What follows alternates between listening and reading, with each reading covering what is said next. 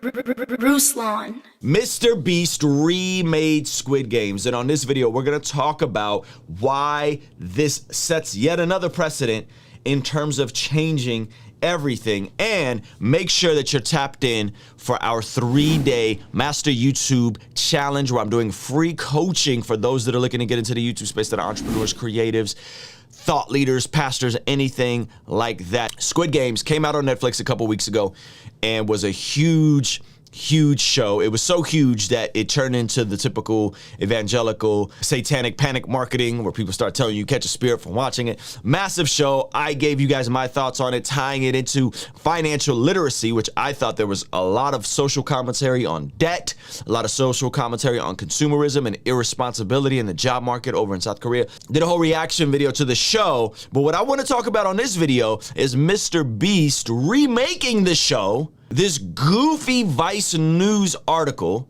and the actual numbers. Now, we have to look at the numbers, guys. These numbers are insane. Mr. Beast, Squid Games, 103 million views in 4 days. It took 7 weeks to make. Netflix's Squid Games, 111 views in 30 days. 111 million views in 30 days. It took 10 years to make. It didn't really take 10 years to make. I think it took from the idea to execution, it took 10 years, but I'm assuming it didn't take 10 years to shoot. More views, less time, fewer gatekeepers. That's the promise of the creator economy. Wow. We got to look at some of this joint. This is crazy. I'm gonna react to a little bit of it, and then I'm gonna give you guys my thoughts on what I think this means for everybody. Check this out. I recreated every single set from Squid Game in real life, and whichever one of these 456 people survives the longest wins 456 grand. The first game we're gonna play is red light, green light, and they have 30 minutes to cross the red line on the other side of the huge room. So without further ado, so he recreates the entire show. He recreates where they sleep. Like all the sets are recreated, right? He still sends people home with some money, 2,000. Then they do the game where they had to eat the actual. 3, 2, 1. Right, and spoiler alert if you haven't seen the show. Then he partners best friends up with each other. Okay. No. One more bullet time is gonna hold them. If you keep talking, get right. Okay. Partners best friends up with each other, makes them flip on each other. And this is probably the dopest part, is when he recreates the final 2 levels. Tug of war. Team 9 versus Team 11, they went so hard that this happened. They are going all out. Look at them. Holy cow. Don't let them. Oh, yes. Oh, they broke the set. They literally broke it. You guys can move on. Go ahead and head on out. Tug of war took us from 120 people down to 60. And remember, The impressive one was this last set, the second to last set. jump, jump, jump.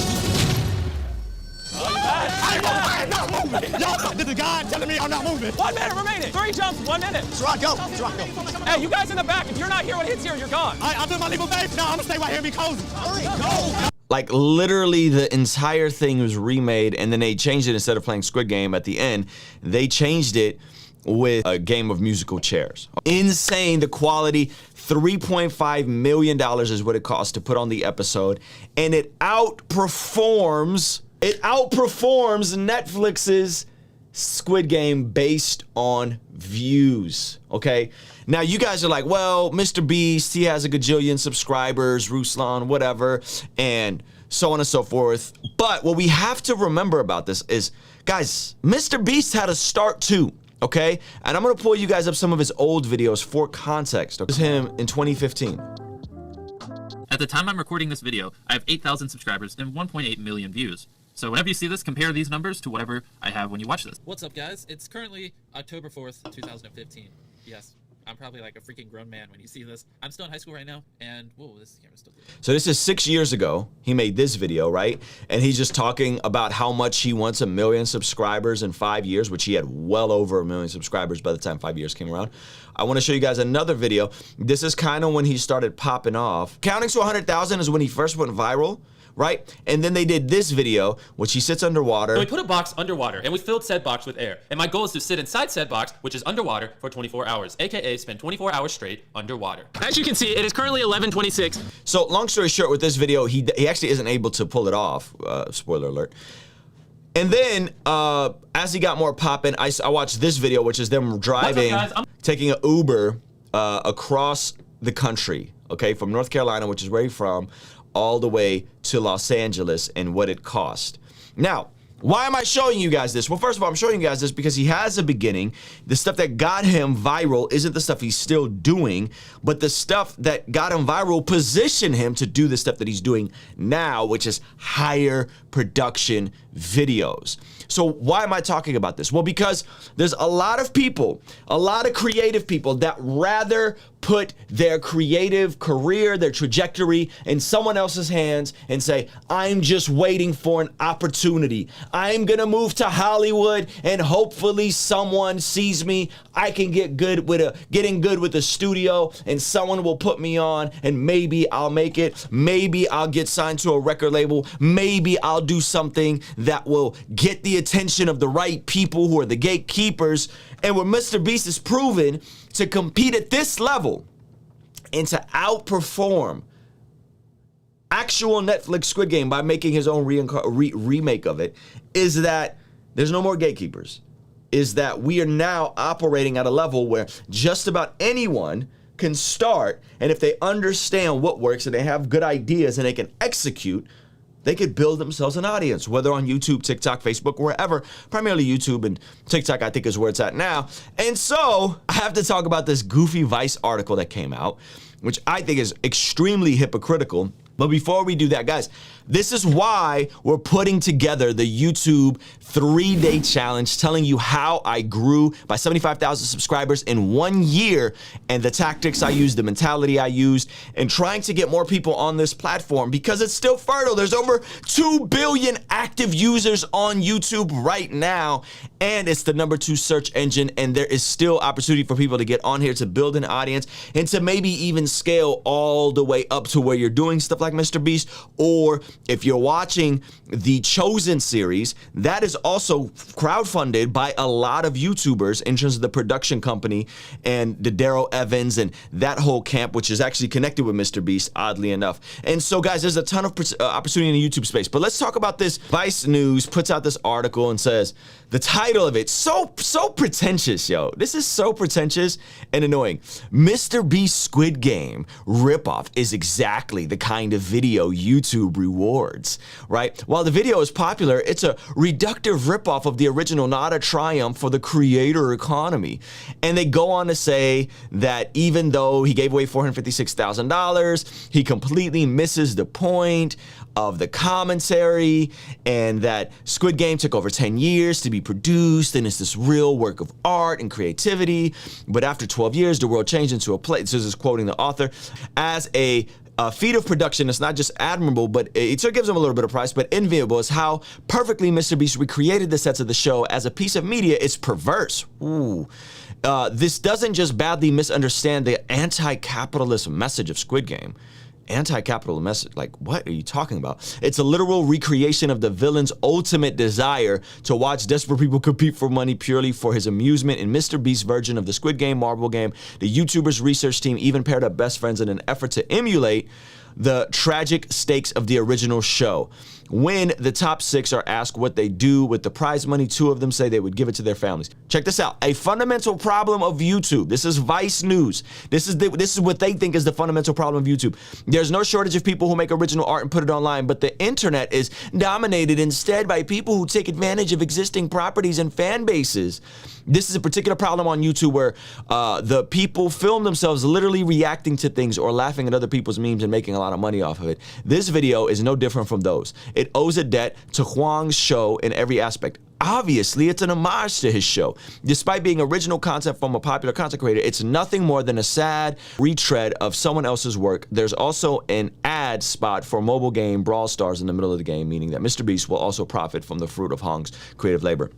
Here's the thing. This hyper artsy fartsy nonsensical view from Vice that everything that's true art is made out of nothing, and it is just created from our enthused artsy-fartsy imagination, and it doesn't borrow from anything, when any true artist will tell you that everybody borrows something from someone, that even your favorite rapper borrows from their favorite rapper. Your favorite producer steals your favorite rapper. It's just so common that there's even a book called Steal Like an Artist that is wildly celebrated and consistently co-signed and promoted by the likes of Kendrick Lamar and Top Dog Entertainment. Everybody takes from something, including Vice, who wrote this goofy article trying to dunk on Mr. Beast while doing the same thing that Mr. Beast is doing, which is what? Taking someone else's content and adding your commentary on it. Nothing is original in and of itself. Everyone is pulling from somewhere, right? Just like Vice pulled from Mr. Beast and added their commentary, Mr. Beast pulled from Squid Game and added his commentary, and I'm sure Squid Game also that, or he was inspired by some. And so now everybody's pulling, and so what am I doing? I'm doing the same thing. Squid Game, who pulled from someone, and Mr. Beast, who pulled from Squid Game, and Vice, who's now dunking on Mr. Beast. I am now dunking on Vice because they're idiots for saying this kind of stuff. And this is the issue with people who are all about believing that there is no origin for true art. There's always an origin. You're always influenced by someone. And those of us, especially in the music side of things that have been around long enough, we can figure out who your favorite rappers are pulling from. I could hear when your favorite rapper, Christian rapper, is pulling from his favorite rappers. And I could hear when the favorite mainstream rapper is pulling from other mainstream rappers that came before him or other producers that came before him. This is called origins of art. This is how we pull, we get inspired, we pull things in, and to dunk and to literally say, I mean, they said that this is the fundamental problem of YouTube, is that people are making reaction videos or commentary videos.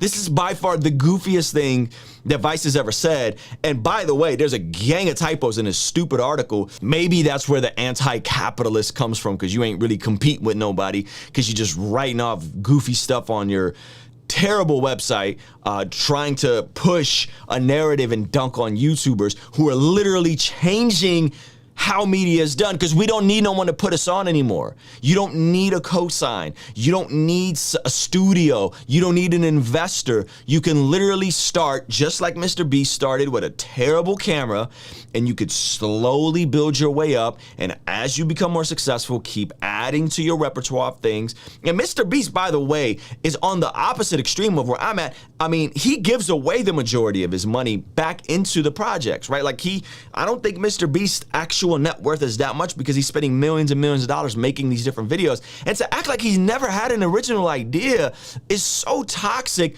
in terms of just snobbery and this elitism directed towards online creators and what's happening right before our very eyes, which is you do not need gatekeepers any longer. So shout out to Mr. Beast. Incredible job that he's done. And I'm sure that if the creator of Squid Game saw Mr. Beast's remake of it, he'd probably be pretty pumped on it. So anyway, those are my thoughts on it, guys. And again, this is why I'm encouraging you guys, consider hopping into our 3-day YouTube challenge, where I'm going to be giving you guys my system in terms of how I've been able to grow within the last 12 months by 75,000 subscribers, all that kind of stuff. Free live coaching by me, and giving you guys some of the blueprint and the things that got me to where I'm at and where I plan to continue going, because this is a dope platform, because we do not need anybody else, and the cost to entry is so low to amass an audience. And I think YouTubers 5 years from now, and it's already starting to happen, but I think 5 years from now especially,